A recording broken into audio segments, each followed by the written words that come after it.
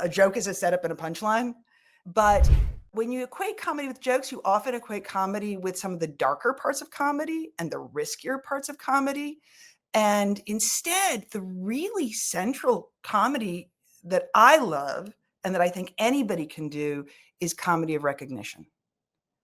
If I share things about who I am and the way I approach the world, you are going to naturally be interested in them.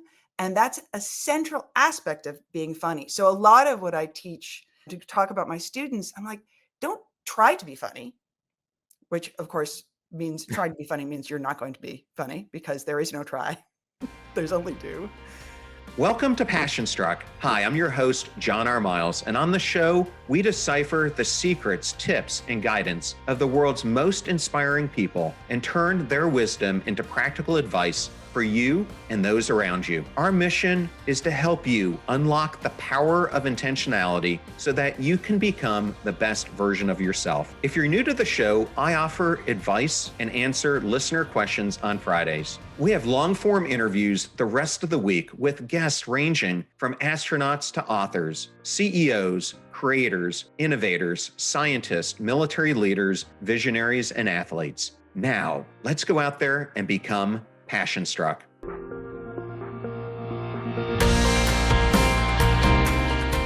I am so excited to welcome Anne Libera to Passion Struck. Welcome, Anne. How are you? I'm great. Thanks for having me on. I'm really excited to be here. I'm going to open up with this question, Anne. You say you're not natural funny, and I kind of feel the same way about myself. How did you end up devoting your career to comedy?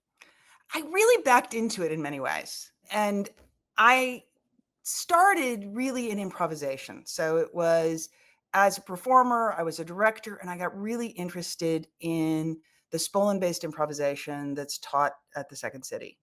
And that was the thing that opened me up to ways in which I could be funny that were outside of jokes. Because I was never a person who told jokes. I enjoyed comedy, but I didn't understand the game of it. I wasn't a natural. But what improvisation did for me was allowed me to find what was funny about me and find what was funny about discovering things in my brain. And that really made a shift for me. And then the other thing that happened was that I started to realize that comedy wasn't that hard.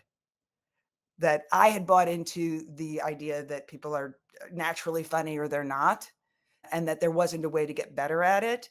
And what I learned pretty quickly was that I could get better at it.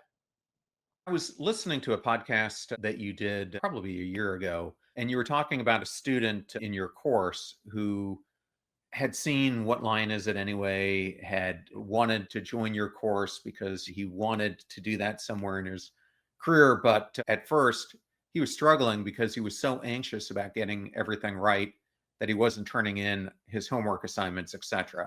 I hope I got the backstory correct. Yes. Yeah, go. Oh, but that's how I feel about bringing comedy, whether it was work, what I do now, or other areas, is I'm so afraid of how it will land that I don't take that leap to even use it.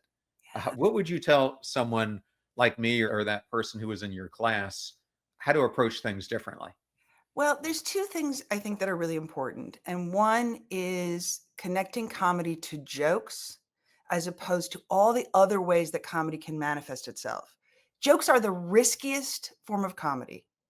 They are hard to do, although they are simple in the sense that they're basically math equations. A joke is a setup and a punchline. But when you equate comedy with jokes, you often equate comedy with some of the darker parts of comedy and the riskier parts of comedy. And instead, the really central comedy that I love and that I think anybody can do is comedy of recognition. If I share things about who I am and the way I approach the world, you are going to naturally be interested in them. And that's a central aspect of being funny. So, a lot of what I teach to talk about my students, I'm like, don't try to be funny, which of course means trying to be funny means you're not going to be funny because there is no try. There's only do. But also be yourself. and be funny in the way that you are funny instead of trying to make yourself into something else. And I think at a really simple level, that was the sort of aha thing for me as an improviser, discovering that when people laughed at the work I did, they didn't laugh at the jokes I made. They laughed at the things that I shared about myself that were true and also maybe a little uncomfortable and a little vulnerable. And that was the most powerful comedy that I could do. Yes. Well, I got my start in this area doing improv just like you. And I did it a lot later in life. But I started with short form and then went to long form. And I realized that, especially when I was doing long form, I guess when I first went into it, I was trying to think about what I was going to say even before I had the opportunity.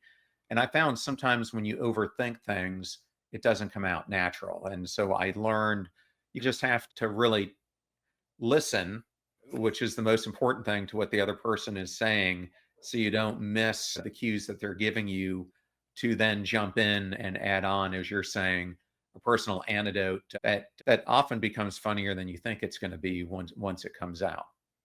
Well, and there's such a great the one of my favorite improv concepts for comedy is this idea of discovery.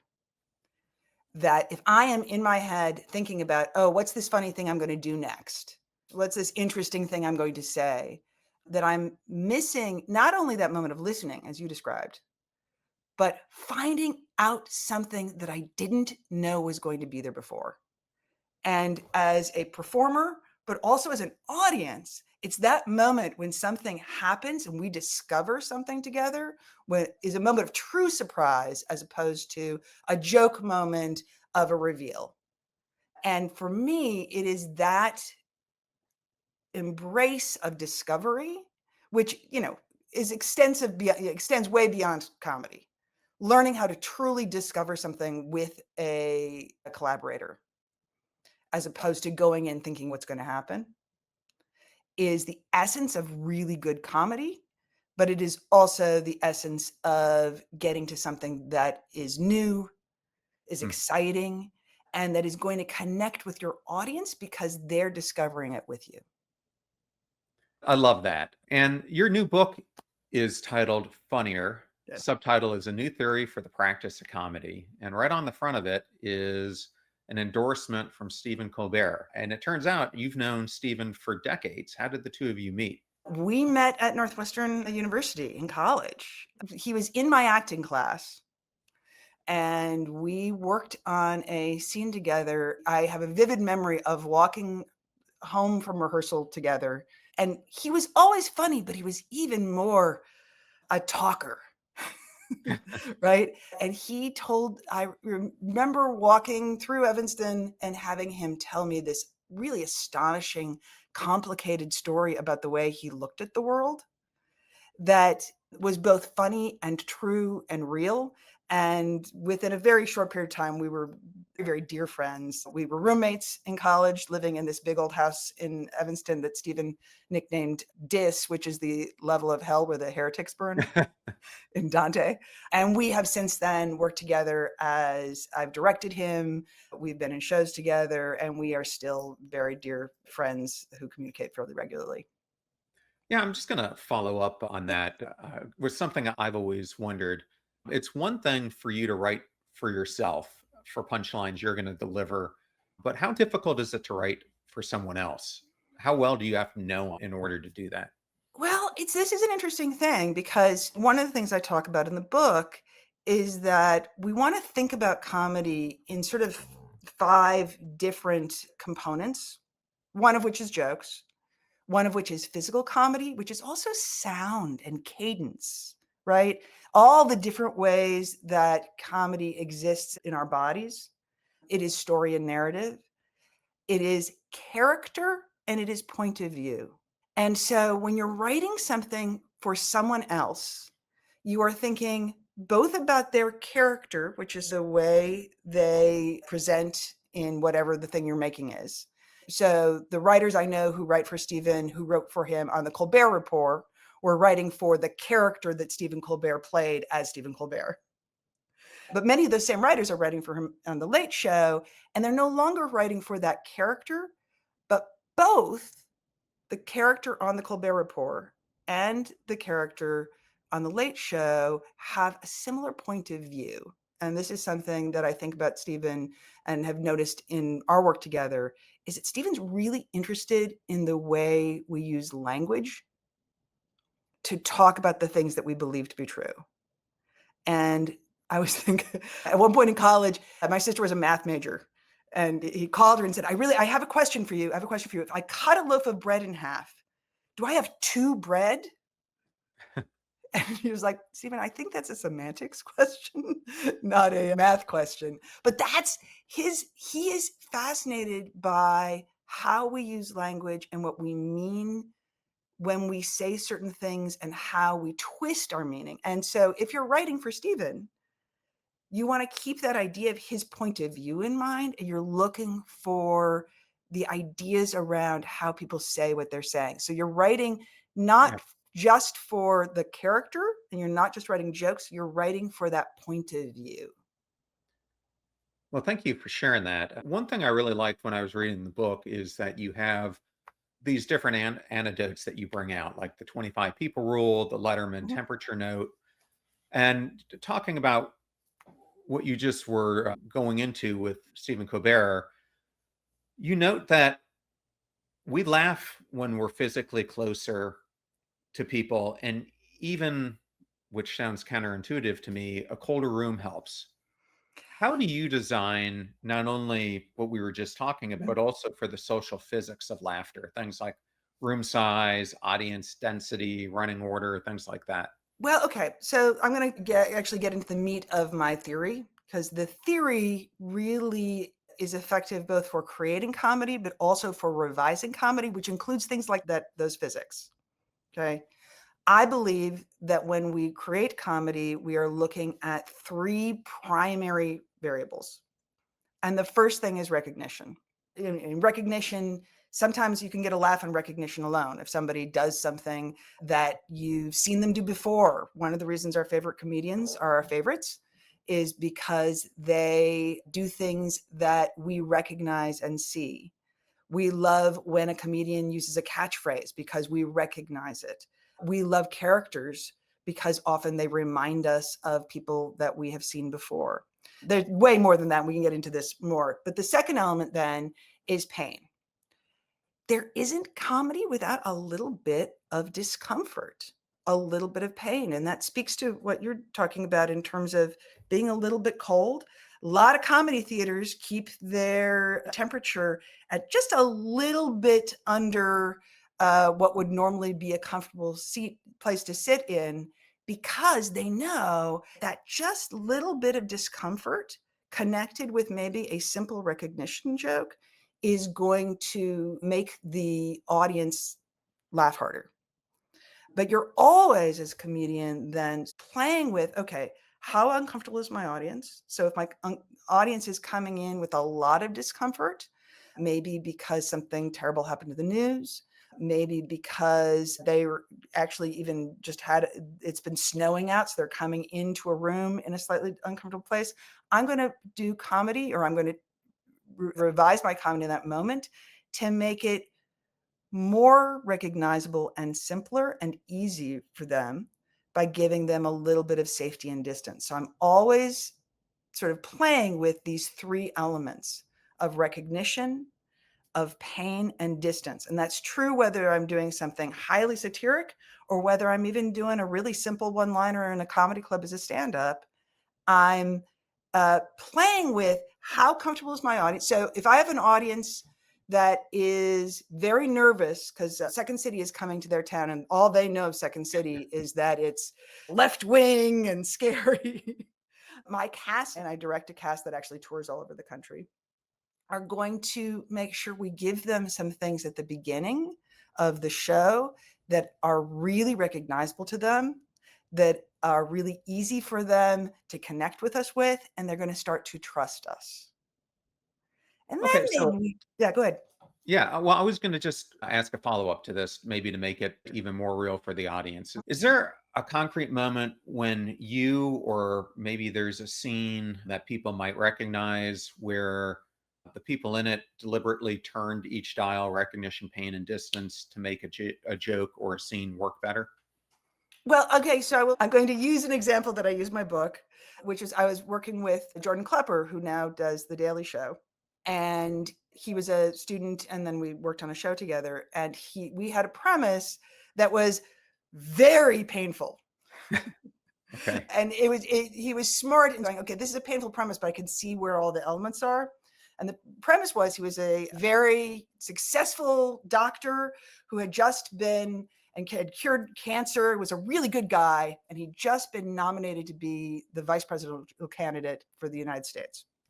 And it was a press conference, and they were asking him questions. And suddenly in the middle of it, he says that he really doesn't like Anne Frank. In fact, he hates her.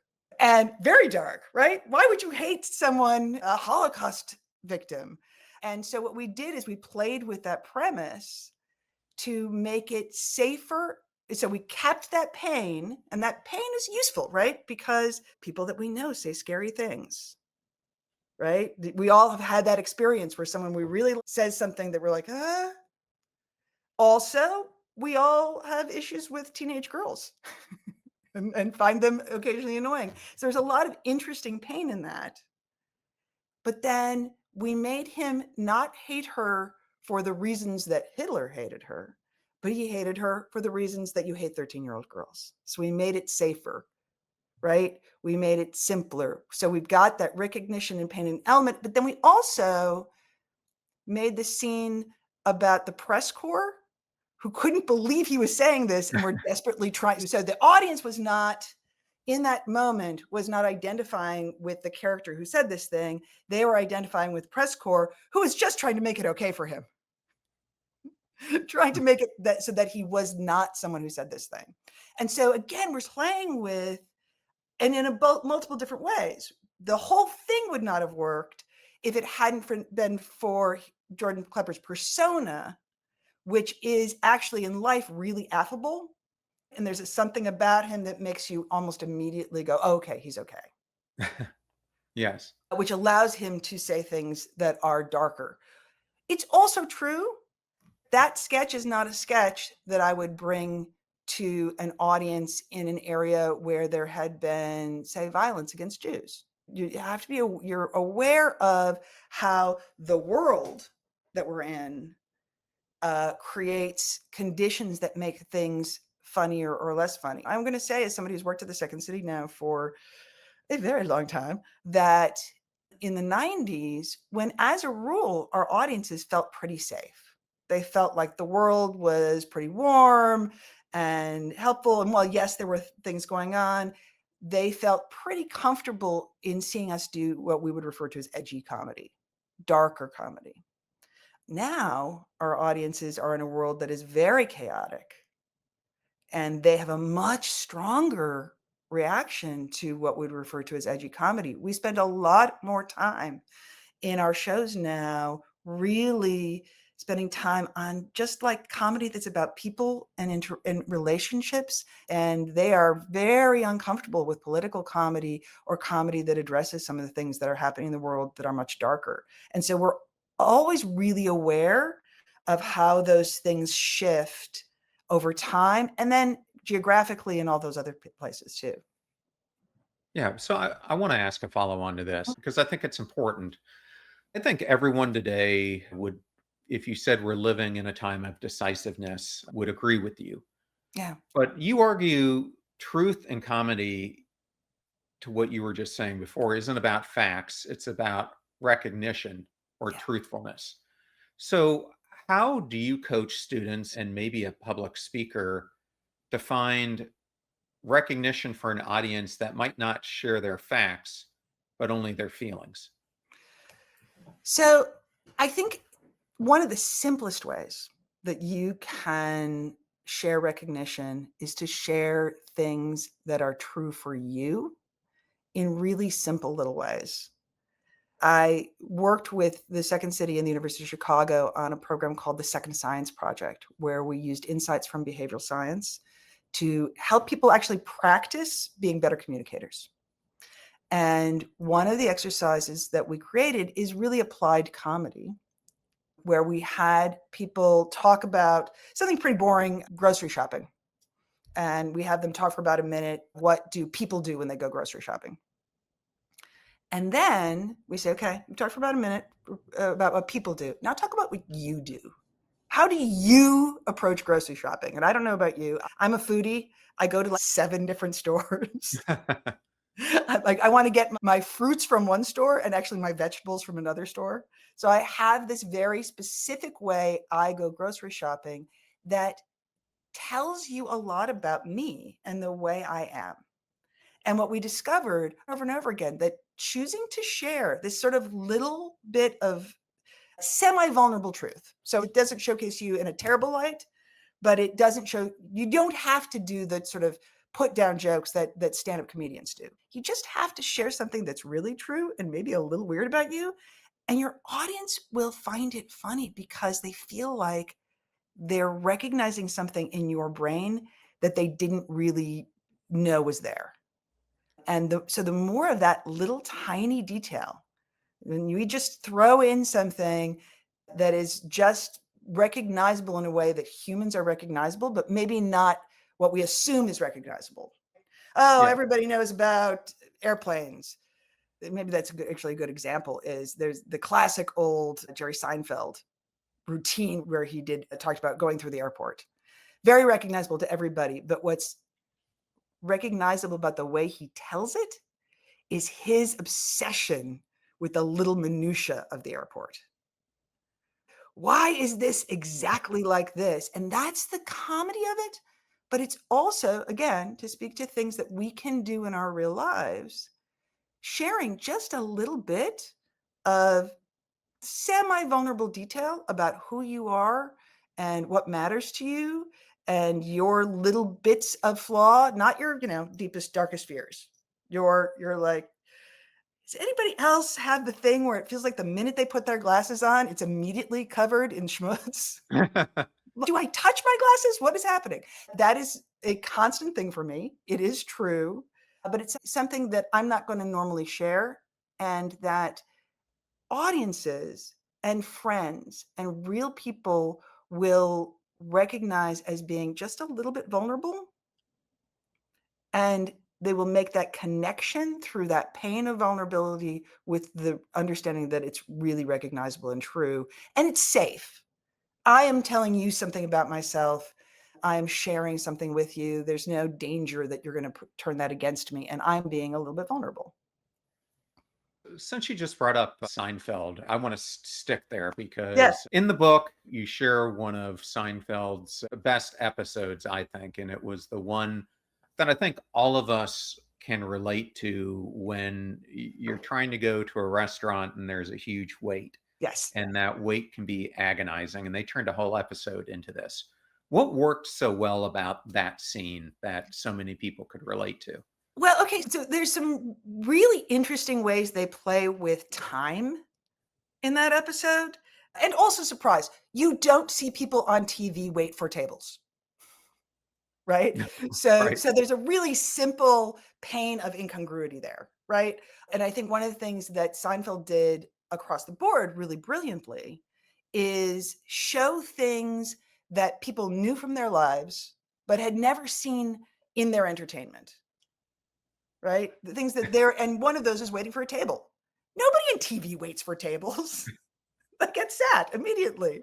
And then genuinely in that episode, making it the length that you actually wait for a table, which is the length of a television episode. So they're playing with time in a really interesting way. And then they're also playing with, this is the fun of that episode too, is the way in which people waste time. People try to make time work for them. So there's all these little tiny recognitions and pain points that we've all experienced, but we've never seen it really specifically shown out in the world. And so there's that great moment, which I think is one of my favorite laughs of all time, where an audience goes, "Oh, you too?" And that's the laugh. The laugh is them just going, "Oh, I do that. I didn't know. I thought that was just me in my own little brain." right? Yeah. And then, of course, because the Seinfeld characters are willing to do the most uncomfortable things, and they are the worst version of ourselves. They are bad instincts that we keep ourselves from doing, but then we get to see them play that out, which is both really appealing and because it's what we thought we wanted to do. And that gives us distance, though, right? We would never really do that. But because they're bad people and they do it, we get to enjoy seeing that play out. I loved it. What phenomenal writing that Oh, series had from start to end. well, and again, so specific. I think this is a really minor, and this is absolutely a comedy professor thing, which is if you watch most sitcoms, the location is generic. There's no real food in their fridge. Their couch looks like any one of 1,000 couches. What Seinfeld did was they made that space very specific. They had Snapple in their fridge, which then, of course, became product placement, but whatever. But this idea of almost because we're human animals, we're fascinated by other people. And so to have real things happen in that show, real elements, that couch is the couch that he bought for this reason and ended up in this way. And maybe it smells weird, just like your couch. And I think that all of those, and again, those are really simple little details that allow a level of humor and comedy into real life that you can do in your everyday life. Yeah, I'm gonna stick to Seinfeld one more time.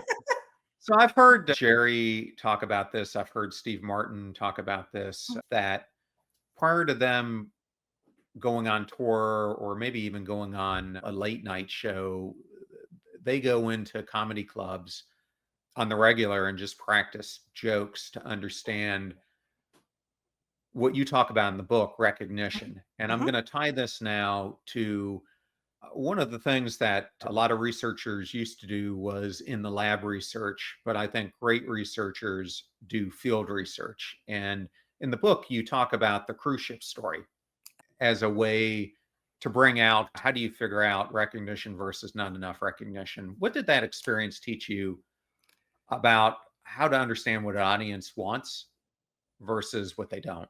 Well, so you have to take into account not just what's happening in the room, but what's happening in the world. And this is something that I talk to my students about in general about the industries, the way people watch their comedy, where they are, and why they're there.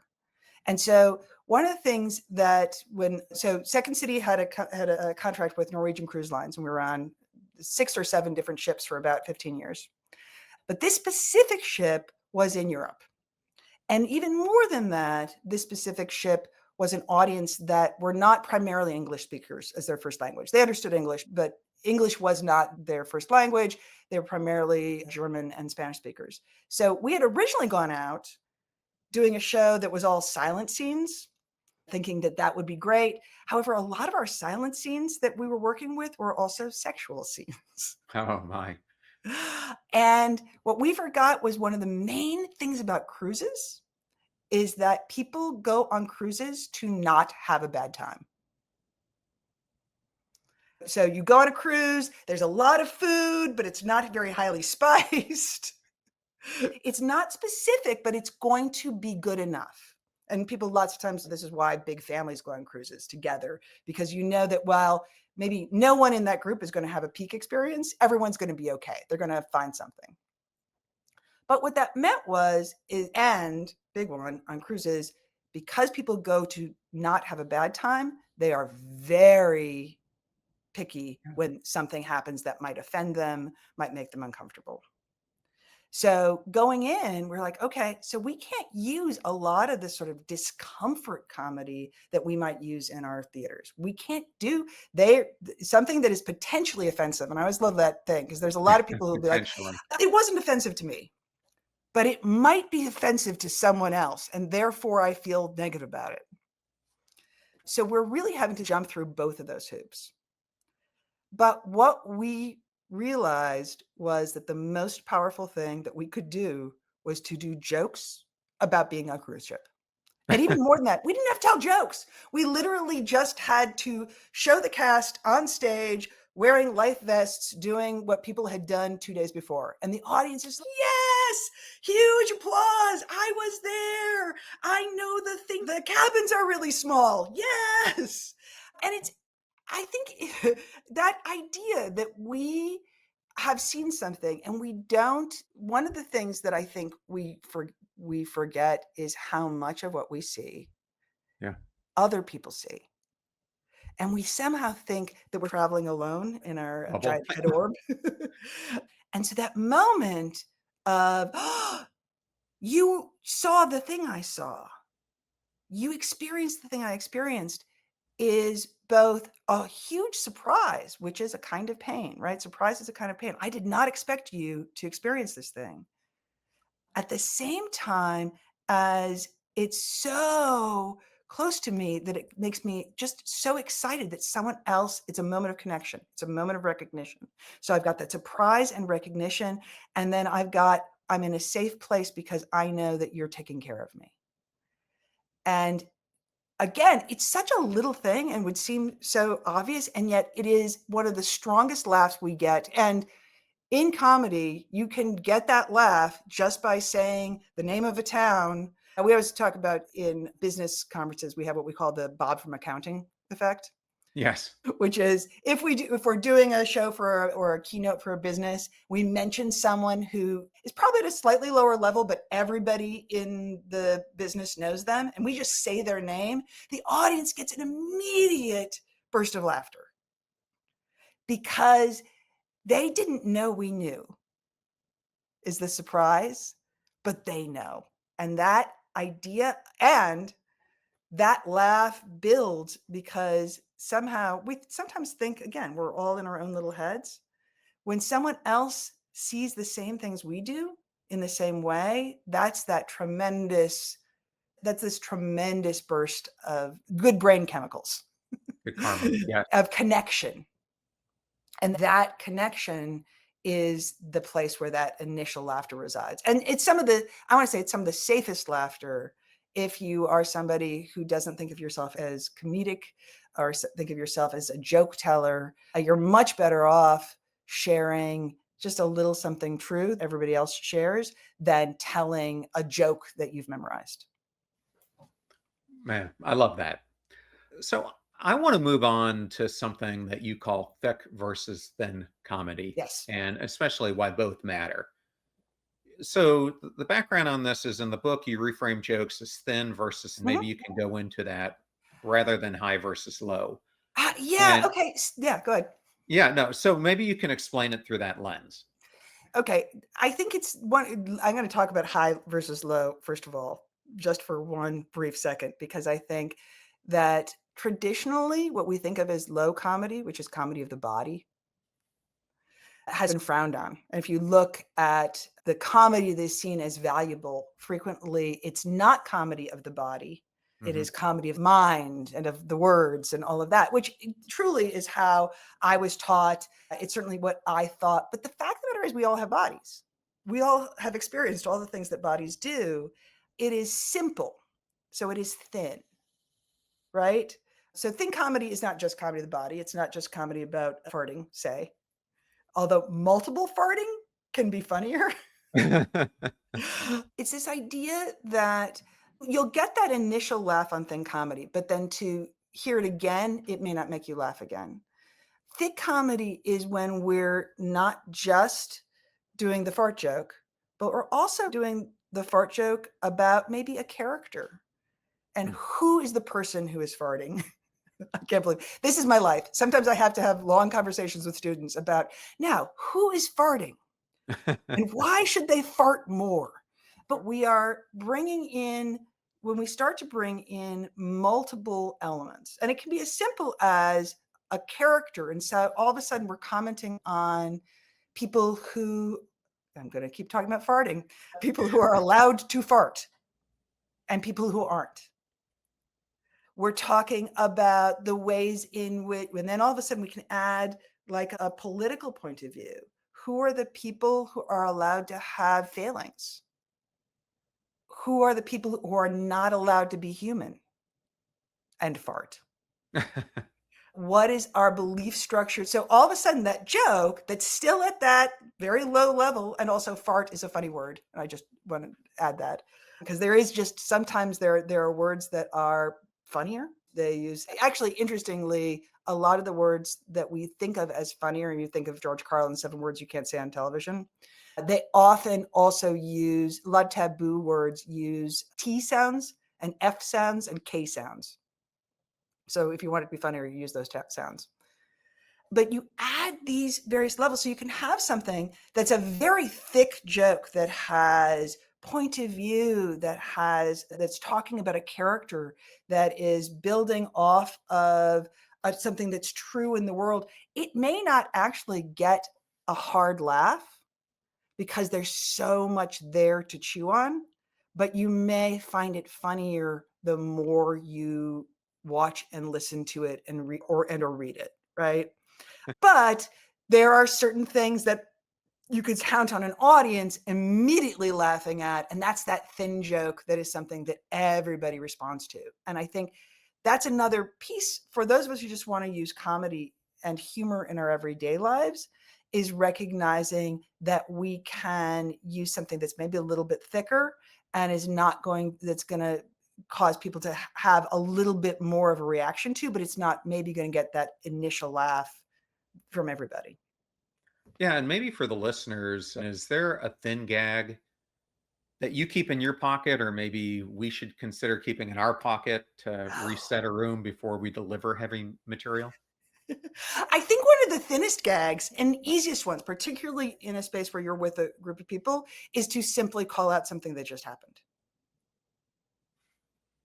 Right? So would Well, that be like a thick callback, or would that be a thin that's actually callback? just thin. You're Yeah. saying, you're like a thin callback is just repeating something that just happened. But a group that's in a room where something, well, John just left. And it can be as simple as that. Right? Oh, we're all in the same place. Now we're going to move forward. So it's not a joke necessarily. Does that make sense? It is truly just restating something that we all saw or experienced. And in fact, one of the things that's really powerful that comedians do all the time is just recognize a moment of discomfort. Something happened that made the group uncomfortable. And we simply say, well, that was uncomfortable. Right? And that gets a laugh, and it releases the tension that people were feeling. And it also creates coherence among the group because I am recognizing a thing that we all saw or heard, and everybody goes, oh yes, okay, everybody saw that and feels the same way I do. And so we come back together, and it can be as simple as that. We certainly at Second City, we can be a little bit tougher because it's our house. And if somebody does something that's a little silly, we'll call it out because we have a little bit of control over making sure that they feel good about that. If we're in a business meeting, we're not going to do that. So I want to zoom out here for a Yeah. second. What's a moment from Wait, Don't Tell Me or your WGN Theater Critic Day that still teaches you something about timing or audience expectation? Oh, interesting. So they're actually two very different experiences. And I think one of the things that was so interesting about writing for Wait, Don't Tell Me, which I did only for a fairly brief period of time, I should say, Peter was on paternity leave, is how an audience that is coming to that show is different from a regular audience that is looking for just laughter. The NPR audience, and specifically the Wait audience, is looking for things that they recognize and allows them to feel smart. So you're always coming the news for what are the things that people are going to be just a little bit interested in, as well as the straight up jokes off of politics. And that's its own weird element of trying to build those two things together, if that makes sense. I Yeah. think one of the things for myself, as somebody who has worked as a theater critic too, and that was a very different on GN was a very different situation where I was on with Roy Leonard, who was actually my father-in-law, who was a well-known theater critic who really liked shows like Phantom of the Opera and other sort of really traditional theater things. And my job as his co-critic was to play off of that, to understand that I was playing for an audience that really would go see Les Mis 7 times if given the opportunity. Yeah. But that my job was to play devil's advocate and make them feel like they've learned something about the theater scene in Chicago or the sort of edges of the theater scene in Chicago, and that they may or may not be coming to those shows, but that I was giving them my point of view, which was a different point of view than they knew. That was interesting to them. And I think, again, point of view, recognizing that your audience is interested in how your brain works, and we don't actually get that opportunity very often to feel, oh, I get this other person's brain, where they are genuinely this idea of, so social scientists will tell you that we're very bad at perspective taking, right? We're very bad at actually knowing what other people are thinking. We think we're good at it, but we're bad at it. One of the things I think that comedy does, and the tools of humor and comedy, is that they allow you to do something that I like to think of as perspective giving. That if I am, and it's not always comedic, but I'm using the tools of comedy, I'm using the tools of recognition, of pain, of psychological distance to make you see the world in a way that I see it, to allow you to have that feeling of, oh, I'm connected to that person. I feel like I know them. And if there's one thing that working in comedy for all this time has really taught me, and teaching comedy has really taught me, is that I can choose to share those little moments of recognition, those moments of pain, and make it safe for my audience. And they will feel like they've Mm. connected with my brain to brain. And that is, I think, the thing that we're all looking for, both in our comedy and in our lives. Well, I'm going to do a follow up on that Yeah. because you touched on durable brain and point of view and that last component we just talked through. You have taught some really famous people: Amy Poehler, Jordan Peele, Yeah. Stephen Yoon, just to name drop. What's a shared early tell that someone is discovering a durable point of view and not just a hot bit? If you analyzed like what those stars get right. So well, and I will say this, that like Amy in my class was funny and on it from moment one. I can only say that I would watch her and go, oh, you're so good. But I think the thing that I see as people grow as comedians is you start to see them discover what is funny about them, meaning not just what they think, but the way in which other people respond to what they think.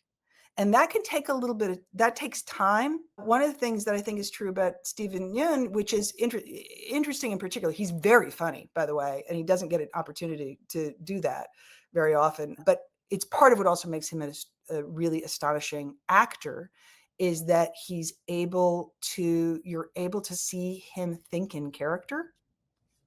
You see what his character is thinking, and that is the thing that people really respond to. But I would say over and over again, the really successful comedians that I've worked with tend to find that moment where they are willing to show to the audience the thing that is most fun for them, and Mm. then find those moments when the audience is in agreement. So it is, I don't want to say it's trial and error, because I think there's an aspect of vulnerability there. And you think of somebody like Tim Robinson, who in many ways seems not vulnerable at all, except his characters are intensely anxious. My son, who's 28 and still can't drive a car, loves the sketch where Robinson's character is just behind the wheel in the parking lot, so afraid of driving. That willingness to open up your chest a little bit and go, here's this very scared beating heart, and then feel that moment when the audience is like, oh yeah, me too. And then to continue to build on that in ways that are unique to you is the key. It is, again, I'm going to come back to pain. I do think that the best comedians find ways of sharing the pain in a way that allows other people to say, oh, I've got that pain too.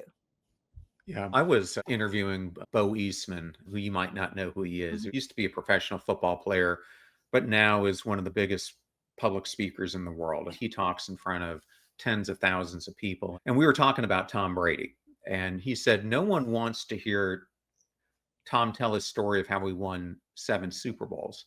They want to hear about his time at Michigan when he almost quit football altogether and really dive into that story of how to turn it around. And I think that's what you're saying. We laugh when other people share. Also, we laugh when other people share their pain because it is such a relief, right? Yes. Oh, you see this too? Oh, you had this too? Oh, and that connection, that discovery through shared pain is, I think, what the best comedians, and sometimes it can be for evil, right? I'm not saying that sometimes it can be, oh, you and I both think that those people are weird, right? But that connection through shared pain is the place that a really great comic point of view gets born. And if a listener wants to be funnier by Friday, I'm going to give you a way to make this practical. Say we have a listener who's giving a keynote next week, or they've got an important presentation that they Mhm. have to make at their company. Is there an exercise that you could give to make something that they have to share both safer and funnier for that audience? I would look through what I'm presenting for what are the places where I can personalize. So I can, again, recognition. What are the places that I have a personal, specific reaction to or little piece of, again, little pain, right? Where I have made a mistake, where I have a personal little tiny pain point, a pet peeve, and find a place to just share that, not as, aren't we all like this, but as, I'm going to open up the little window to my brain and give you, I'm an expert. I know all this stuff, but let me also tell you that I have this little thing that gets me. I have this little thing that is hard for me. And find those little places where, and it doesn't, I should even say, it can simply be, I'm going to give you a little bit of window into something that happened to me today. And it's not necessarily a lesson. It's that I'm going to show you that I'm human too. And the more specific and the more weird that it feels like to you, but isn't about them. It's about you sharing something that's just a little bit weird about you. That moment will break open a connection. I think that's really important because connection is the number one thing that you have to do, whether it's improv, you're trying to sell something to the board of directors or whatever it is. If they're not connecting with your message and leaning into it, you're never going to get them to move forward with it based on my experience. And I want to say this, don't be afraid to share something that you think you're the only one who notices it. I think sometimes our biggest mistake is assuming that there's stuff that everybody knows and stuff that only I know. But if you can share a little tiny thing that only you know, that you think other people might know, that's going to be the place where they're really going to connect. Awesome. Well, one last question for you.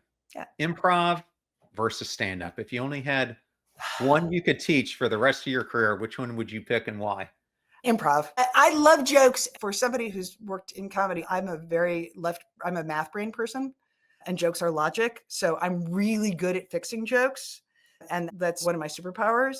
But improvisation for me is connection and discovery and ensemble, and that idea that I'm going to make something with you that's different from something I'm going to make by myself.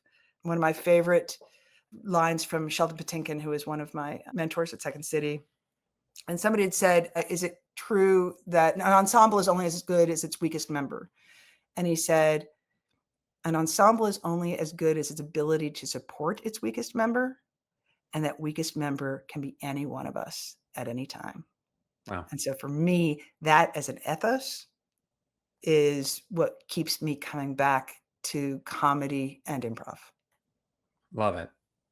And listener who's out there wants to learn more about you and your work, what you teach, everything else, where's the best place for them to go? I would go to secondcity.com and you can email me from there. Awesome. Well, I'm going to just plug Carrie's show as well, because I love that Second City podcast that he does. Kelly's show, Getting to Yes and. Yes. Yes, that is my husband. You Oh, can also- I didn't put two and two together. Oh yeah, Man, I'm an idiot. Yes, in fact, he talks about me all the time. Anybody who listens, I Kelly's know. I podcast. love that show. He does a great job interviewing people. Yes. So yes, Getting to Yes and Kelly Leonard. Awesome. How could I be so? I do all this research and I miss this one. You just go back; you'll hear all about me. Well, and thank you so much for joining us. It was an honor to have you. Thanks so much, John.